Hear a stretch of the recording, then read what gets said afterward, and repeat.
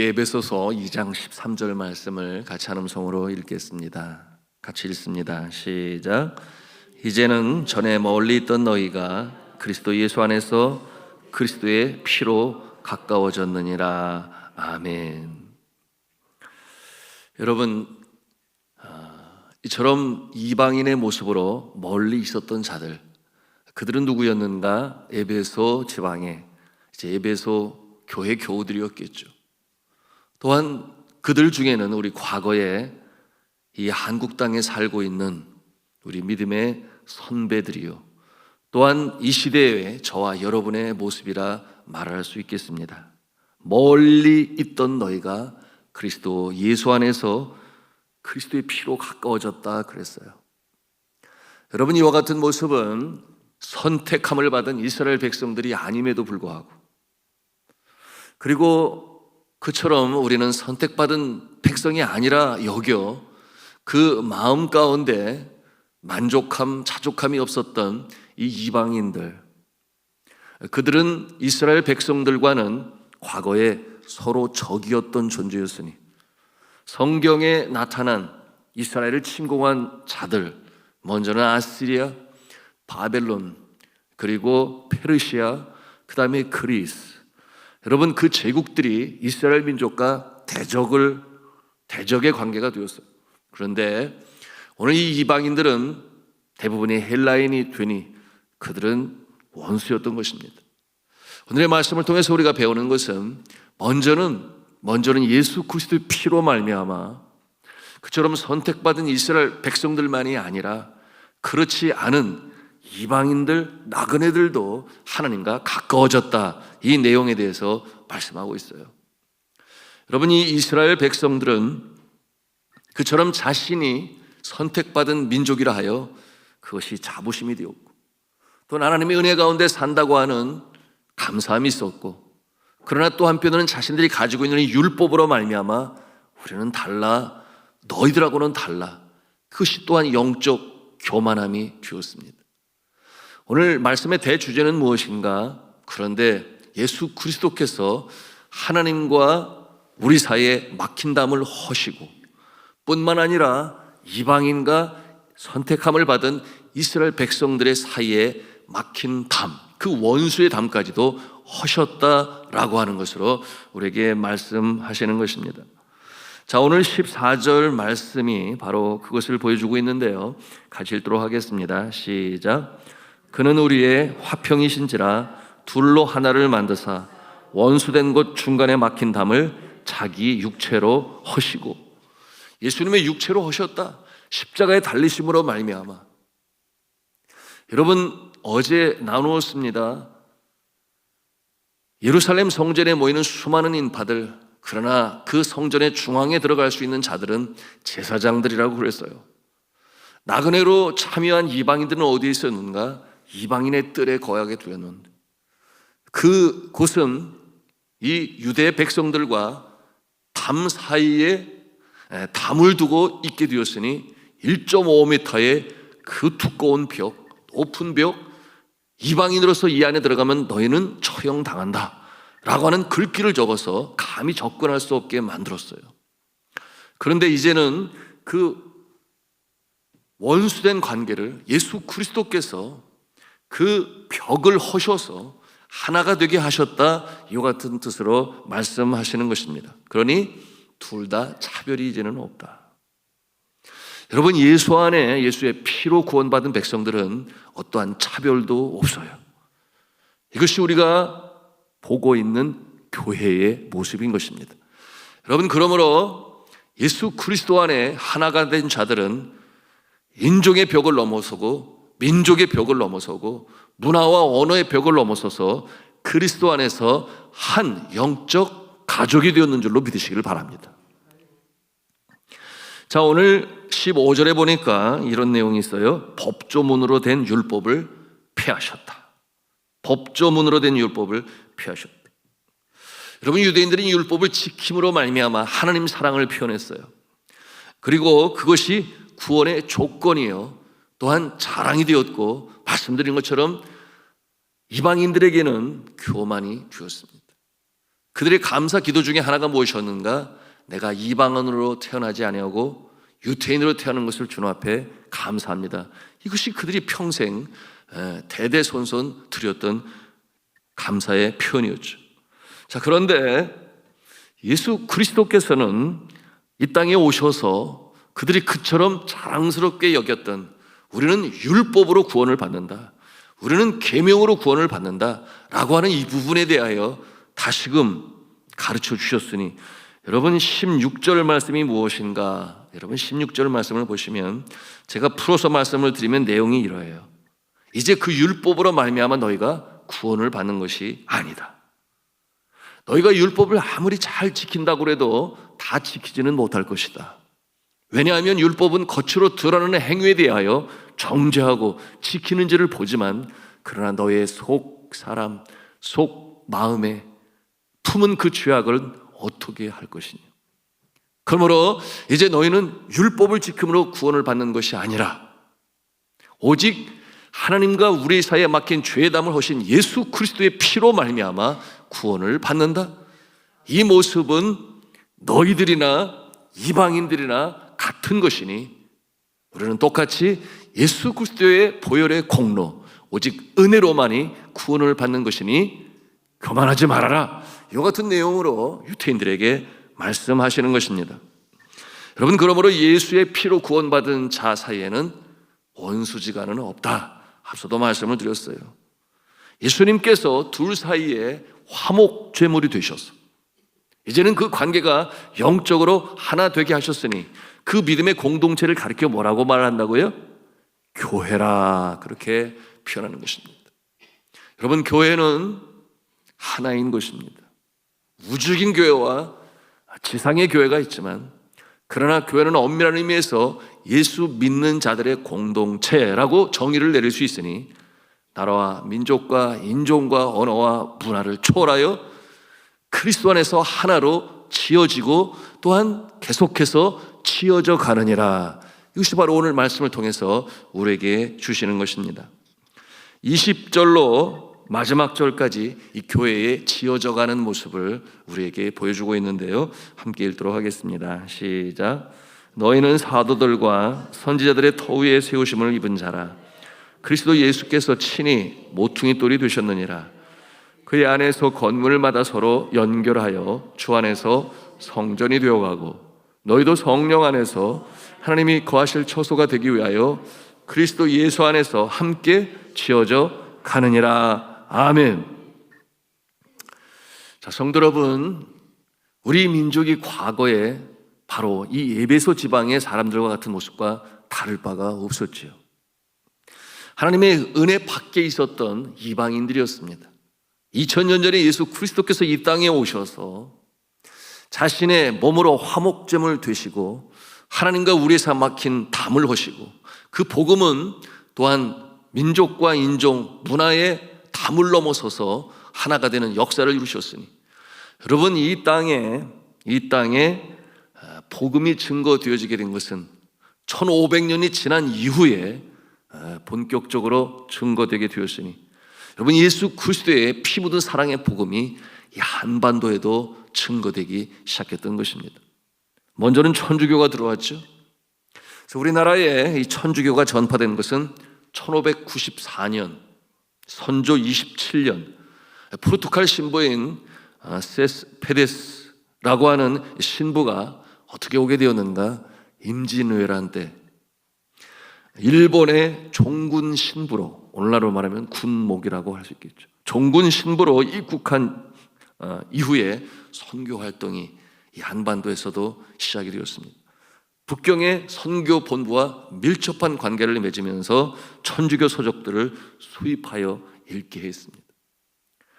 서양 문물을 받기를 꺼려했던 조선은 이에 대하여 반대를 하게 되니 많은 박해가 있었습니다. 그래서 1801년 신유 박해, 1839년에는 을해 교난, 1864년에 고종 1년에는 병호 교난과 같은 많은 박해로, 여러분, 절두산이라고 들어보셨습니까? 양화진 외국인 묘지 앞에 그 절두산은 목이 잘려나갔다 해서 절두산인데, 여러분 그곳에서 수많은 이 천주교 신자들이 목베임을 당하고 죽게 되었으니 한강물이 핏빛이 되었다. 그와 같은 기록으로 남겨져 있습니다. 개신교 역사는 1885년 9월에 영국의 선교사로 중국에 있었던 토마스 선교사가 이 성경을 가지고 이 땅에 들어옴으로 시작이 되었습니다. 그로부터 중국에서 1년 뒤에 제너럴 셔먼호에 많은 성경책을 가지고 들어오게 되었는데, 그런데 조선의 정책에 의해서 이는 받아들여지지 아니하였고 그 배는 불에 탔고 토마스 선교사님은 대동강변에서 순교를 당했습니다. 놀라운 것은 그 참수 속에서 그가 전해준 성경을 통해, 여러분 먼저는 평양에 복음이 증거되고 교회가 세워지게 되었으니, 여러분 하나님의 역사는 그렇게 이 땅에 시작된 것입니다. 그러나 오늘 말씀처럼 이 이방인들 중에 복음이 증거되기 위하여 하나님의 은혜 자리로 부르시기 위해서는 많은 영적 전투가 있었습니다. 이것은 악한 영이 쉽게 그처럼 믿지 아니하는 자들을 이 복음의 은혜의 자리에 내어주지 않았기 때문에 나타나는 모습들인데요, 그것이 바로 순교요, 박해요, 핍박이었던 것입니다. 여러분, 이처럼 새롭게 복음의 모습으로 변화될 때는 많은 아픔들이 있어요. 그 모습이 우리나라에도 있었던 것입니다. 여러 선교사들이 박해를 당하고 핍박을 당하고 또 순교의 자리로 가게 되었습니다. 이 모습에 가장 표본을 보이신 분은 누구신가? 예수 그리스도시죠. 천국의 복음으로 이 땅에 오셨지만 그가 십자가에 달리심으로 말미암아, 여러분 그 복음이 죽은 것 같았으나 그러나 그러지 아니했지요. 그것은 역사 속에 이루어진 성령의 강림을 준비하시고 또 사람이 해결할 수 없는 죄의 문제를 해결하신 바로 이 성삼위일체 하나님, 성부 하나님, 성자 예수님, 성령 하나님께서 함께 그 놀라운 역사를 이루신 것입니다. 여러분, 오늘 말씀 21절과 22절의 말씀처럼 이 원수의 관계는 화목의 관계가 되고 주의 몸된 교회가 이 땅에 그렇게 세워져 나가게 되었던 것입니다. 미국의 기독교 대학의 명문인 휘튼 대학의 수석으로 졸업한 여러분 짐 엘리시라고 하는 이 선교사의 이야기를 여러분은 잘 아실 것입니다.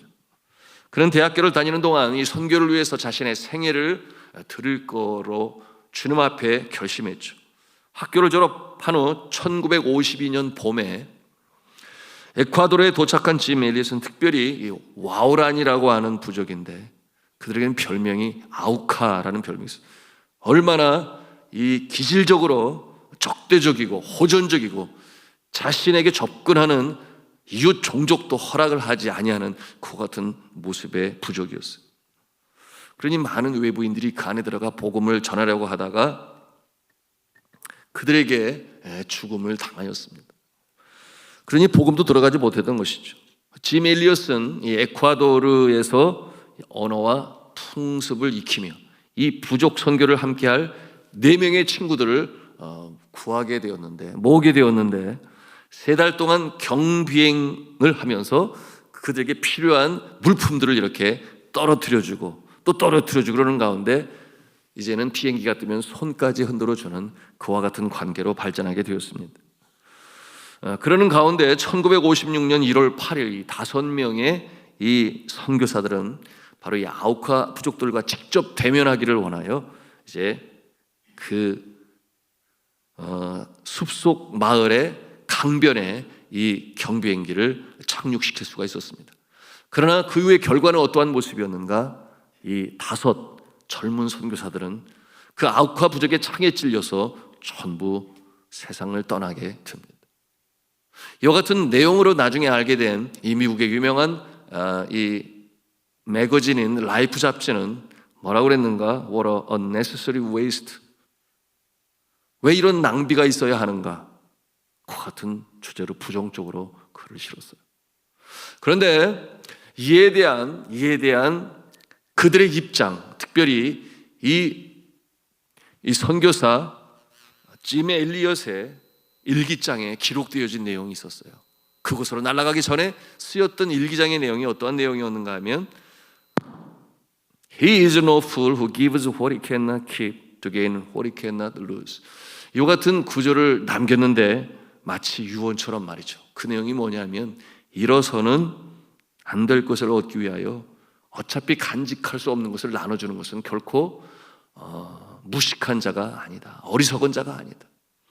다시 말씀을 드리면 이로서는 아니 될 영원한 것을 위하여 잠시 있다가 없어질 이 땅의 것들, 내 시간, 내 탤런트, 내 물질, 나의 생명을 나눠주는 자는 결코 어리석은 자가 아니다.